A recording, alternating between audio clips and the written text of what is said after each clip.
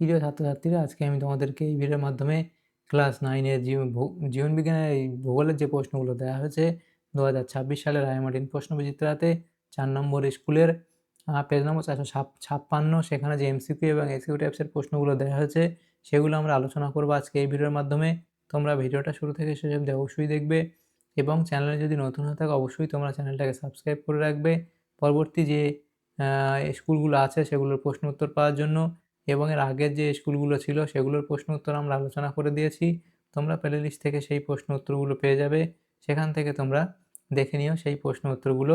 আজকে আমরা ক্লাস 6-এর যে 4 নম্বর স্কুল এমসিকিউ এবং এসকিউ টাইপসের যে প্রশ্নগুলো আছে 456 নম্বর পেজ, সেগুলো আমরা আলোচনা করব। তো এখানে দেখো ভূগোলের যে প্রশ্নগুলো আছে সেখানে আমাদের 7টা প্রশ্ন দেওয়া হয়েছে, 1 নম্বর করে 7 নম্বর দেওয়া হয়েছে।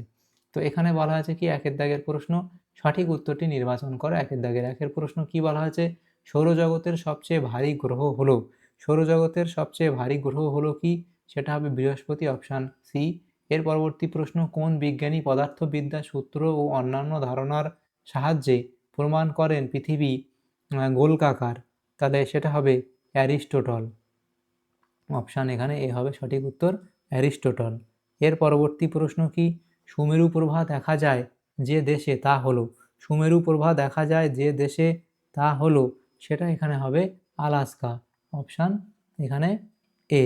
এর পরবর্তী প্রশ্ন বলা হয়েছে কি, যে পৃথিবীর অভিগত গোলক আকৃতি সৃষ্টির কারণ, সেটা হবে অভিকেন্দ্র বল। এই অভিকেন্দ্র বল নয়, এটা হবে অপকেন্দ্র বল, অপশান বি।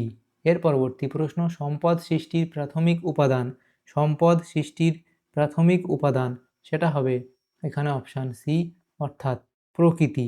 এর পরবর্তী প্রশ্ন, সামাজিক সম্পদ হলো, তাহলে সামাজিক সম্পদ হলো কোনটা, সেটা এখানে হবে সামাজিক সম্পদ হলো এখানে পোস্ট অফিস, সেটা হলো সামাজিক সম্পদ। পোস্ট অফিস, বাড়ি, শিক্ষা প্রতিষ্ঠান এবং কৃষকের জমি, তাহলে এখানে সামাজিক হচ্ছে পোস্ট অফিস হচ্ছে সামাজিক সম্পদ। এর পরবর্তী প্রশ্ন, ভারতের প্রাচীনতম তৈলখনি হলো, ভারতের প্রাচীনতম তৈলখনি হলো কি, সেটা হবে ডিগবয়, অপশান এখানে গ। তাহলে এমসিকিউ টাইপ প্রশ্নগুলো হলো। এরপরে 2-এর দাগের এর প্রশ্ন, সেখানে বলা হয়েছে নিচের বাক্যগুলি শুদ্ধ হলে পাশে সু এবং অশুদ্ধ হলে পাশে অ লেখো। প্রথম প্রশ্ন, পৃথিবী গোলকাকার হওয়ায় সব স্থানে একই সময়ে সূর্য উদিত হয়, এটা এখানে ভুল বলা হয়েছে। এর পরবর্তী যে প্রশ্ন সেটা কি বলা হয়েছে দেখো, যে পৃথিবীর নিরক্ষীয় পরিধি 12,757 কিমি, এটাও এখানে ভুল বলা হয়েছে। এর পরবর্তী প্রশ্ন দেখো কি বলা হয়েছে, বিয়ের দাগের উপযুক্ত শব্দ বসিয়ে শূন্যস্থান পূরণ করো। প্রথম প্রশ্ন, ড্যাশ অববাহিকা ভারতের বৃহত্তম কয়লা উৎপাদক অঞ্চল, ড্যাশ অববাহিকা ভারতের বৃহত্তম কয়লা উৎপাদক অঞ্চল, তাহলে সেটা তোমরা এখানে কি লিখবে, দামোদর অববাহিকা, দামোদর, তাহলে সেটা হবে কি দামোদর, দামোদর অববাহিকা ভারতের বৃহত্তম কয়লা উৎপাদক অঞ্চল। পরবর্তী প্রশ্ন, জিপিএস সিগন্যালকে বলে, জিপিএস সিগন্যালকে বলে কি, এটা হবে radio wave, RADIO, radio, WAVE wave.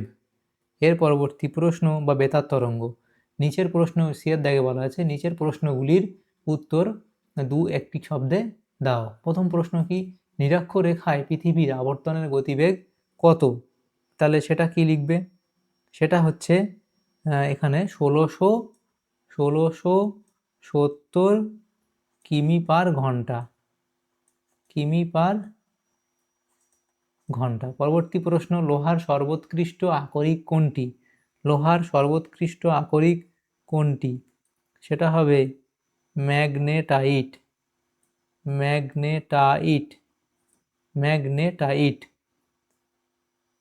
পরবর্তী প্রশ্ন, বাম স্তম্ভের সঙ্গে ডান স্তম্ভ আমাদের এখানে মেলাতে দেওয়া হয়েছে, তাহলে এখানে দেখো এখানে কি আছে, বাম স্তম্ভ, এদিকে আছে কি ডান স্তম্ভ।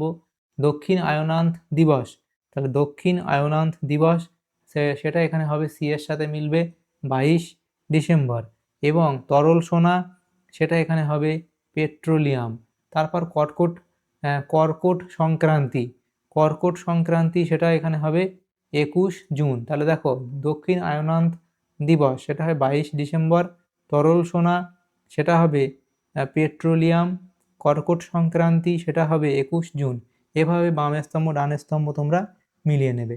এর পরবর্তী প্রশ্ন দেখো দেওয়া হয়েছে 3 দাগের, নিচের প্রশ্নগুলির উত্তর দাও, বিকল্প প্রশ্নগুলি লক্ষণীয়। এখানে 3টে প্রশ্ন উত্তর করতে হবে, 2 নম্বর করে দেওয়া হয়েছে, টোটাল 6 নম্বর দেওয়া হয়েছে। প্রথম প্রশ্ন, পৃথিবীর অপসূর অবস্থান কিভাবে হয়? তাহলে তার সংজ্ঞা, সময়, দূরত্ব লিখবে, অথবা দিয়ে জিওড আর্থ কি সেটা লিখবে। এর পরবর্তী প্রশ্ন, সম্পদ সংরক্ষণ বলতে কি বোঝো? তাহলে ধারণা তোমরা দেবে, উপায় লিখবে। এবং এর পরবর্তী প্রশ্ন, অথবা দিয়ে প্রশ্ন ছিল জ্বালানি খনিজের 2টি উদাহরণ দাও। তাহলে কয়লা এবং খনিজ তেল। পরবর্তী প্রশ্ন, দিন রাত্রির হ্রাস বৃদ্ধির প্রধান 3টি কারণ লেখো। দিন রাত্রির হ্রাস বৃদ্ধির প্রধান 3টি কারণ তোমরা এখানে পরপর লিখবে। এর পরবর্তী অথবা দিয়ে প্রশ্ন, পৃথিবীর আকৃতি অভিগত গোলকের মতো উক্তিটি ব্যাখ্যা করো। তাহলে সেটা এফ দিয়ে তোমরা লিখে দেবে। তাহলে এই প্রশ্নগুলো উত্তর তোমাদের হয়ে যাবে। তাহলে দেখো আমাদের এখানে যে প্রশ্নগুলো ছিল সেগুলো আমরা আলোচনা করলাম। বিভাগ ক, খ এবং গ এর মধ্যে যে প্রশ্ন, এই এমসিকিউ এবং এসিকিউ টাইপসের যে প্রশ্নগুলো ছিল সেগুলো আমরা আলোচনা করলাম আজকে এই ভিডিওর মাধ্যমে। ক্লাস 9-এর ভূগোলের যে প্রশ্নগুলো ছিল 4 নম্বর স্কুলের, সেগুলো আমরা আলোচনা করলাম আজকে এই ভিডিওর মাধ্যমে। তোমাদের যদি সামান্যতম উপকার এসে থাকে ভিডিওটা অবশ্যই একটা লাইক করবে এবং বেশি বেশি করে বন্ধুদের সাথে শেয়ার করবে। আর পরবর্তী যে পেজগুলো আছে সেগুলোর প্রশ্ন উত্তর পাওয়ার জন্য অবশ্যই তোমরা আমাদের চ্যানেলটাকে সাবস্ক্রাইব করে রাখবে। Thank you, thanks for watching.